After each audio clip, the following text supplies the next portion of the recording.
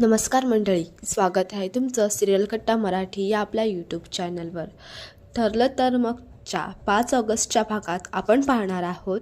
सकाळी सायली एकीकडे कपड्यांच्या घड्या करत असते आणि दुसरीकडे विचार करत असते प्रतिमा त्या बऱ्या असतील का?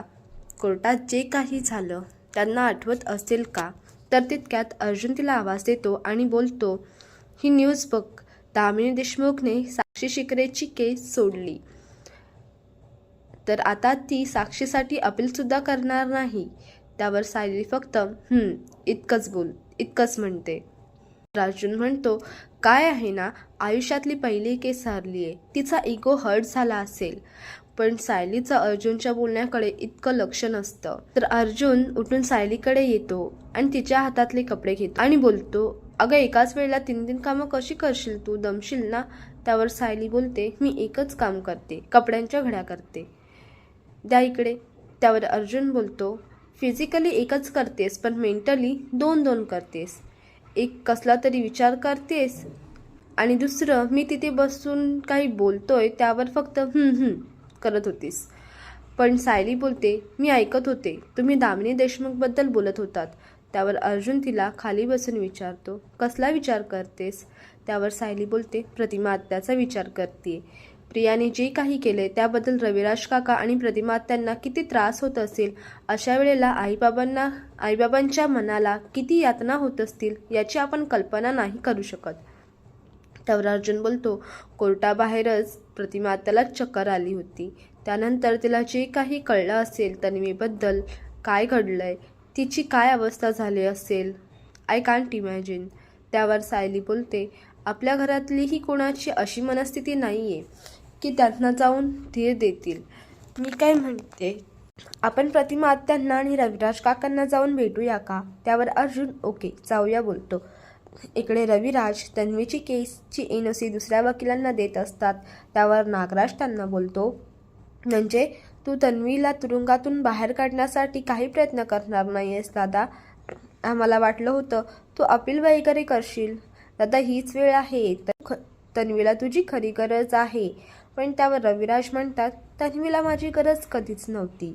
माझा असा गैरसमज होता की मी एका प्रामाणिक साक्षीदाराची साथ देतोय, पण मी कधीही गुन्हेगाराची साथ दिलेली नाही आणि देणारही नाही. आणि मी आणखीन एक निर्णय घेतलाय, एक डॉक्युमेंट तयार करून घेतलंय. इथून पुढे माझ्या मालमत्तेवर तन्वीचा कोणताही अधिकार असणार नाही. मी माझ्या संपत्तीतून तन्वीला बेदखल करतोय. हे ऐकून सगळेच रविराजकडे पाहू लागतात. पण मंडळी, आता मालिकेमध्ये इकडे सरंजामेला महिपत शिकरेचे गुंड किडनॅप करतात. पुढे काय घडणार आहे हे पाहत राहा. महिपत शिकरेची गुंड सरंजामेला पकडून गाडीमध्ये आणून बसवतात. सरंजामे त्या गुंडांना विचारतो, कोण आहात तुम्ही? काय चाललंय हे सगळं? तेव्हा गाडीमध्ये पुढे बसलेला महिपत बोलतो, तुझा बाप. आणि त्याच्याकडे मागे वळून बघतो आणि बोलतो, तुझा बाप सरंजामे. सरंजामे आता घाबरतो. महिपत काय करेल या विचाराने सरंजामे महिपतला बोलू लागतो, महिपत साहेब मला मान्य आहे तुम्ही माझ्यावर चिडला असाल, पण मी अर्जुनला खरे पुरावे का दिलेत याचं कारण. पण महिपत त्याचं काही ऐकत नसतो. तो सरंजामेला बोलतो, तुला विचारलंय का खरे पुरावे का दिले म्हणून? नाही ना? मला एवढंच माहिती आहे, तू माझ्या लेकीच्या विरोधात पुरावे दिले, त्यामुळे माझी लेक आता जेलात आहे. तू जर तुझं थोबाड बंद ठेवलं असतं तर तुझा श्वास चालू राहिला असता, पण तुला घाई. पण यावर सरंजामे सुद्धा त्याला दम देऊ लागतो आणि म्हणतो, तुम्ही माझं काहीही करू शकत नाही. मी एक रिटायर्ड पोलीस इन्स्पेक्टर आहे. जर तुम्ही माझा खून केला तर सगळं पोलीस डिपार्टमेंट तुमच्या मागे लागेल. त्यावर महिपत बोलतो, गप्पे, तुला कोण बोललं आम्ही तुझा खून करणार आहे? तू सुसाईड करणार आहे. त्यावर सरंजामे बोलतो, मी कशाला सुसाईड करणार? मला काही गरज आहे सुसाईड करण्याची.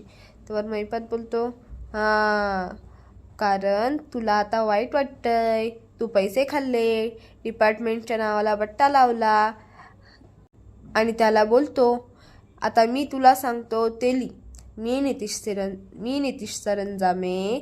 मी वर्दीचा अपमान केला, लोकांना फसवलं, पैसा खाल्ला, त्याचा मला पश्चाताप होतोय, म्हणून मी स्वतःला संपवत आहे. पण सरंजामे चिठ्ठी लिहायला नाही बोलतो.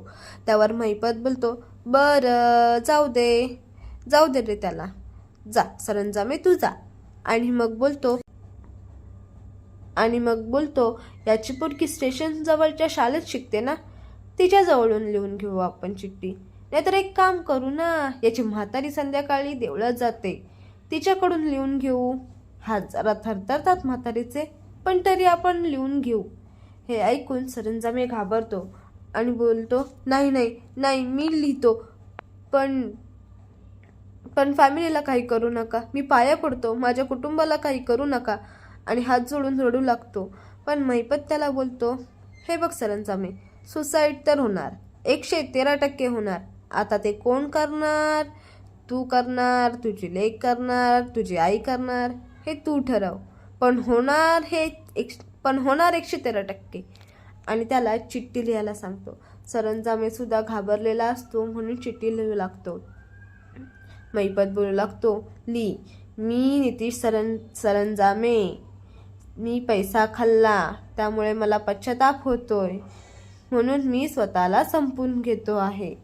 आणि सरंजामे चिठ्ठी लिहून महिपतकडे देतो. पण महिपत ते चिठ्ठी त्याच्या सरंजामेवरच फेकतो आणि बोलतो, सही करणार, आणि सही करून घेतो.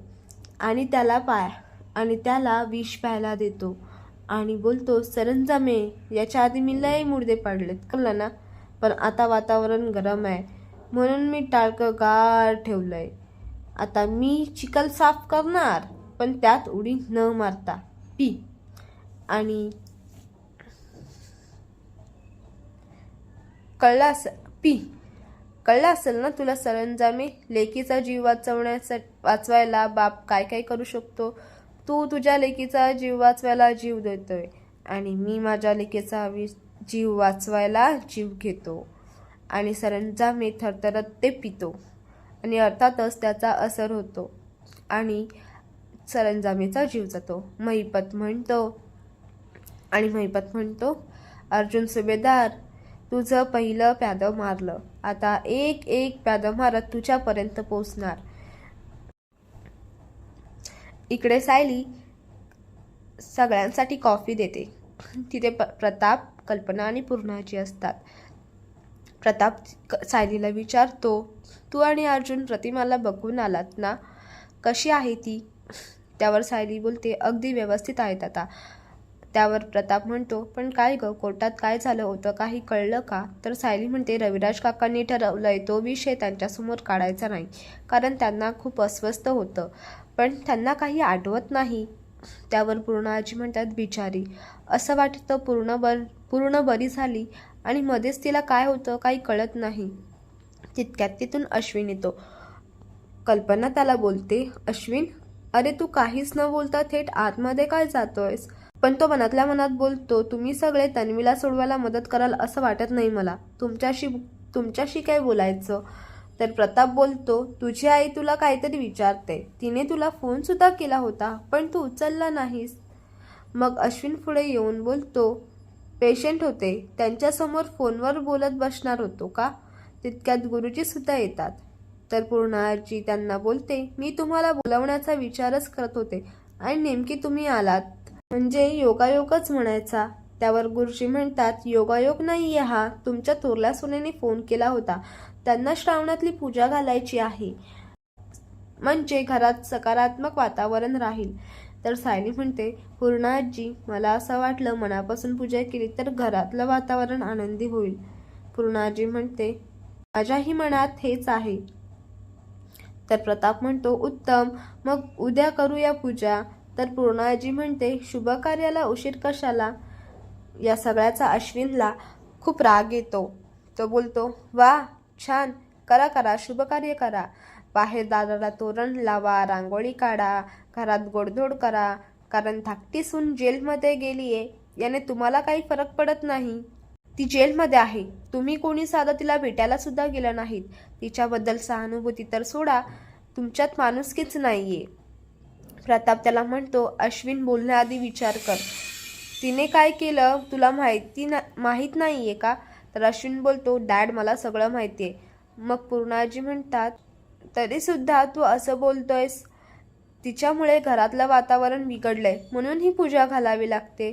पण अश्विन पूर्णाजीवर सुद्धा चिडतो आणि बोलतो, आजी तू सुद्धा दादा आणि त्याच्या बायकोचं ऐकून असं बोलायला लागलेस? सायली बोलते, अश्विन भाऊजी आपण त्या विषयावर नंतर बोलूया का? पण तो सायली उलटच बोलतो, का नंतर का? नंतर का बोलायचं? तुझं खरं रूप समोर येण्याची भीती वाटते तुला? अश्विनच्या अशा बोलण्याकडे सगळे वेगळेच बघू लागतात. इतकंच नाही तर अश्विन बोलतो, पूर्णाजी तुझ्या प्रतिमाच्या मुलीला या दोघांनी मिळून जेलमध्ये पाठवलंय आणि तुम्हाला भडकवलंय. पूर्णाजी तन्वी कशी आहे ते तुला चांगला माहितीये. पण पूर्णाजी त्यावर काहीच बोलत नाही किंवा इतरही कोणी काहीच बोलत नाही. तर अश्विन बोलतो, ठीक आहे, तुम्हाला मला इग्नोर करायचं आहे ना, करा, तुम्हाला वाटेल ते करा, पण मी तन्वीला लवकरच घरी परत घेऊन येणार आहे. असं बोलून तो तिथून निघून जातो. रात्री अर्जुन सायलीची खोलीत वाट बघत असतो आणि ती आल्यावर बोलतो, फायनली तू आलीस, किती वाट बघायची, कुठे होतीस तू? तर सायली बोलते, अहो पूर्णाजींचे पाय दुखत होते, त्यांना जरा वेळ तेल लावून दिलं म्हणून उशीर झाला. अर्जुन उठतो आणि सायलीकडे बघू लागतो. सायली बोलते, काय हो असे का बघताय? आणि अर्जुन तिला बसायला बोलतो आणि तिचे पाय चिपून देऊ लागतो. सायली बोलते, अहो काय करताय? अर्जुन म्हणतो, बायकोचे पाय चिपून देतोय. अजून काय? सायली बोलते, कोणी आलं बघितलं तर? नको प्लीज थांबा, दूर व्हा. पण अर्जुन बोलतो, अजिबात नाही. बायको तू दिवसभर काम करत असते, सगळ्यांना काय हवं नकोय ते बघत असते, सगळं तुझ्या लक्षात असतं, सगळ्यांच्या आवडीनिवडी 5 मिनिट सुद्धा बसत नाही, म्हणून मी आज तुझा थकवा जाईपर्यंत तुझे पाय चेपणार आहे. आणि जर बायको दमलेली असेल तर नवऱ्याने तिचे पाय चेपून देणे नवऱ्याचं कर्तव्य आहे. आणि बोलतो, बायको एक प्रॉमिस करशील? त्यावर सायली बोलते, हवं ते प्रॉमिस करीन, पण हे पाय चेपून देणं थांबवा आधी. मला माझी कामं दुसऱ्यांकडून करून घेण्याची सवय नाहीये आणि हे पाय वगैरे चिपून घेण्याची तर अजिबातच नाहीये. त्यावर अर्जुन बोलतो, ओके. आणि मग सायली सुद्धा त्याच्या बाजूला खाली बसून त्याला बोलते, आता सांगा कुठलं प्रॉमिस हवे माझ्याकडून? अर्जुन तिला बोलतो, बघ ना, गेली 2 वर्ष खूपच टफ होती आपल्यासाठी, सतत केसबद्दल बोलत होतो आपण, त्याचेच विचार, स्वतःला कधी वेळच दिला नाही ना आपण. सो आता मला हेच प्रॉमिस हवं आहे की आता आपण फक्त आपल्याबद्दल विचार करूया, कुठेतरी छान फिरायला जाऊया. लास्ट टाइम गेलो होतो माथेरानला, पण तेव्हा सिच्युएशन वेगळी होती, आता मस्त कुठेतरी फिरायला जाऊया आपण. अर्जुनच्या या बोलण्यावर सायली खुदकन हसते. अर्जुन म्हणतो, हवं तर सिनेमाला जाऊया किंवा कॅन्डल लाईट डिनर. तर सायली बोलते, बस एवढंच? मग त्यासाठी प्रॉमिस कशाला हवाय? नक्की जाऊया आपण. अर्जुन बोलतो, नक्की? ग्रेट, उद्याच जाऊया आपण. पण सायली बोलते, उद्या नको, उद्या आपल्याकडे श्रावणातली पूजा आहे, मला रांगोळी प्रसाद सगळंच करायचं आहे, उद्या कसं जाता येईल आपल्याला? त्यावर अर्जुनचं तोंड पडतं. पण सायली बोलते, अहो उद्या जाता येणार नाही असं म्हणते, पण 2-3 दिवसांनी जाऊया ना, आणि तुम्ही म्हणताय ते सगळं करूया. मला माहिती आहे गेली 2-3 वर्ष तुम्ही तुमच्या छोट्या छोट्या अपेक्षा पण बाजूला ठेवल्यात, फक्त केसचा विचार करत राहिलात. पण आता मी तुम्हाला मनापासून वचन देते, आता सगळा वेळ तुमच्यासाठी असेल माझा, मी फक्त आपला विचार करेन. आणि दोघे पण एकमेकांसोबत छान हसत असतात. इथेच आजचा भाग संपतो. पुढील भागात आपण पाहणार आहोत, घरात पूजेची आरती चालू असताना घरात कुणीतरी दगडात कागद फेकून मारतो. सायली जाऊन बघते आणि ती आणते. उघडून वाचून पाहते तर काय त्यात लिहिलेलं असतं, अर्जुन आता वेळ तुझा जीव घेण्याची. ही चिठ्ठी वाचून सगळे थोडे घाबरतातच. मंडळी, आता ही चिठ्ठी कोणी पाठवली असेल? ही मैपतच्या माणसानेच पाठवली असेल का?